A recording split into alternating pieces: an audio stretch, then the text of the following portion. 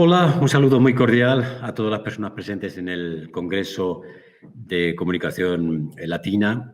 Mi nombre es Luis Antonio Martínez, pertenezco a la Universidad Complutense de Madrid, en España, y quiero presentarles esta ponencia titulada El sentido de realidad cibernético y lo que dijo acerca de él Isaiah Berlin. Cuando decimos sentido de realidad, estamos hablando de acceso a la realidad, ¿no? Cómo nos presenta la realidad el modo cibernético y lo que Isaiah Berlin dijo de él.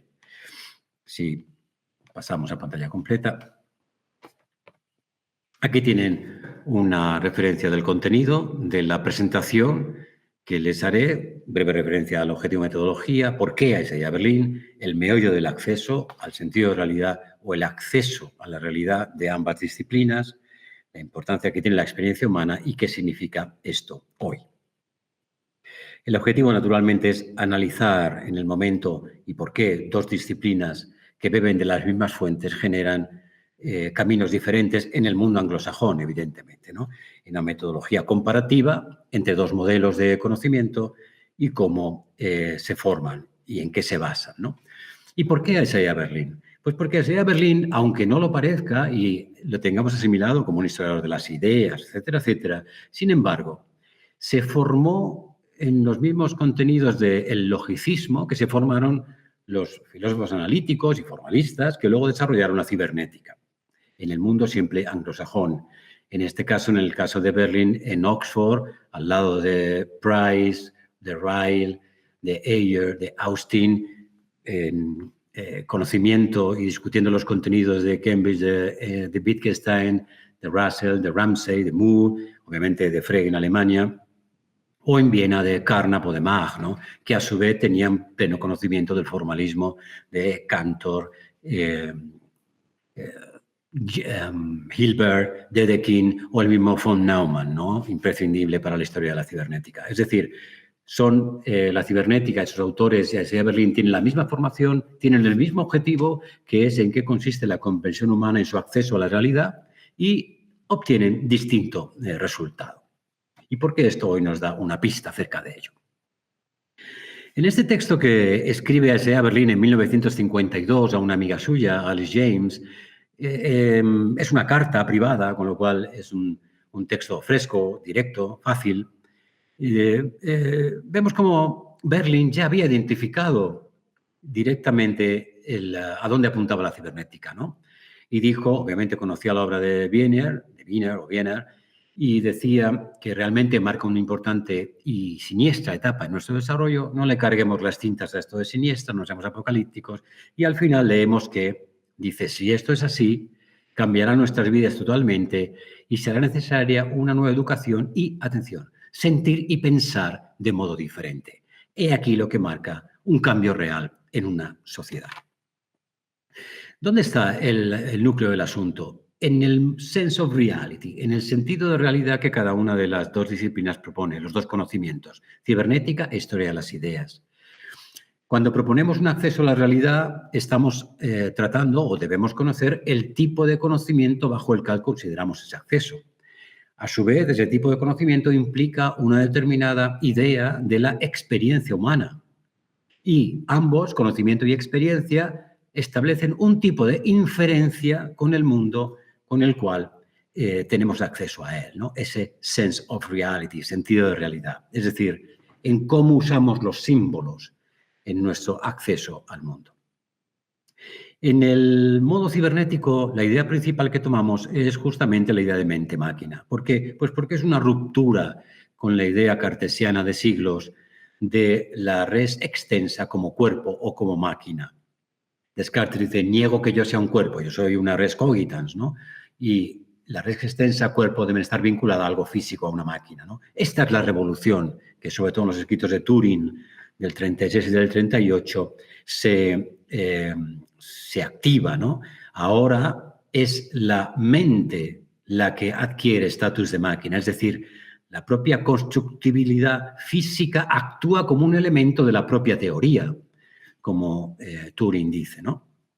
A su vez, al entender esta mente-máquina gobernada por impulsos eléctricos, produce una convergencia entre la más novedosa y reciente neurofisiología del momento, que dice, obviamente basando en descubrimientos también fundamentalmente de Ramón y Cajal, dice que el sistema nervioso se compone de neuronas que se comunican a través de impulsos eléctricos. Es decir, que sea por las neuronas del cerebro, sea por los impulsos mecánicos eléctricos de la mente-máquina, o sea por los propios impulsos eléctricos que Shannon, en su tesis doctoral del 38 en el MIT, había conseguido, aplicando la lógica binaria de Boole, convertir en conmutación en unos circuitos eléctricos físicos, en una placa eléctrica, hace que estas disciplinas converjan en ese impulso eléctrico que, como Wiener dice, atención, que el asunto aquí importante no es la energía y no es el músculo ni la materia, es el mensaje, es decir, la información.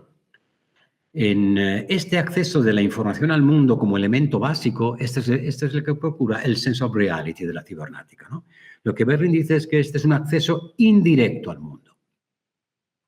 Y que lo que Berlin propone con la historia de las ideas es un acceso directo al mundo. Y Berlin dice, es un acceso indirecto al mundo porque lo que se intenta es una traducción lógica de oraciones sobre objetos materiales a oraciones sobre datos de conocimiento sensible, a través de la lógica proposicional, ¿no? Para Berlin, sin embargo, el sentido común era quien primero ya nos proporcionaba una relación directa, simple e irreductible al mundo. Lo hacía de un modo ordenado y con significado y además proporcionaba autoconciencia del propio proceso, porque incluía al observador en él, ¿no? De los cerebros electrónicos dijo, en este caso a comienzos de los años 60, que no pueden ofrecernos esto. ¿Qué pasaba? Pues que la cibernética, al convertir la información como nuevo elemento último de la experiencia, esta información era definible, calculable, computable y además tenía su equiparación funcional con cómo funciona el cerebro, ¿no? Sin embargo, Berlin decía de ese elemento último que era, en su modo de conocer, el de la historia de las ideas, irreductible, indefinible y era un dato último de la conciencia. Donde la cibernética proponía algo completamente calculable, Berlin decía imposible. Eso es indefinible. Y además, Berlin, aparte de esta crítica, decía, no dejaba de reconocer la potencia de ese conocimiento. Y de hecho dijo que el camino cibernético, esa es otra carta que escribe a principios de los años 50, no se detendría en su búsqueda de esto que una filósofa francesa, Joël Proust, dijo o llamó la forma general de los objetos de ese conocimiento, ¿no? La cibernética, ese cambio, puede que lo esté proponiendo a través de una forma general de los objetos del conocimiento. Y Berlin, que se formó en la filosofía analítica y en Kant, como él mismo dice, atención, que Kant propone una nueva forma general del conocimiento, ¿no? En esa revolución del sujeto trascendental. La cibernética puede estar proponiendo algo de este tipo, ¿no? Una nueva forma general de los objetos del conocimiento. Esto hoy supone o es transformado cuando hablamos de inteligencia artificial, y traigo aquí a colación a Bachman y Levesque, dos autores que diseñan, programan inteligencia artificial y además la enseñan, que dicen que para que la inteligencia artificial finalmente pueda entrar en nuestras vidas y actúe por razones que podamos comprender, debemos insistir en que este sistema, esta inteligencia artificial basada en sentido común, debe ser capaz de cambiar cuando no estemos de acuerdo con estas decisiones, con sus razones, ¿no? Y además debemos poder atribuirle responsabilidad por sus actos, dado que están tomando decisiones que son su propia responsabilidad. Es decir, que en una obra reciente de apenas un año, Bachman y Levesque, dos expertos en inteligencia artificial y dentro de la inteligencia artificial en el campo de la representación y significado del conocimiento, están proponiendo definitivamente un asalto a lo que sería la idea de sentido común berliniana, ¿no? Berlin a esto dice que realmente no sabemos qué comportamientos encarna la cibernética, que está por ver forma monista, ¿no? De único fin de la plena realización de las facultades humanas, y habrá que ver qué clase de vida y comportamientos encarnan. Porque además, dice, impactará directamente en mi idea de libertad. Porque un tipo de conocimiento, el de saber qué tengo que hacer, vendrá a menos o será eliminado. En las conclusiones de nuestra ponencia concluimos esto, ¿no? Estamos ante un acceso al mundo que genera incomodidad al modo de conocer de la historia de las ideas, que es un conocimiento directo, y Berlin reconoce este cambio como historiador de las ideas, es decir, reconociendo que a su vez este otro conocimiento puede quitarle la capacidad de reconocer estos cambios. Y esto es todo. Muchísimas gracias y les deseo un estupendo congreso.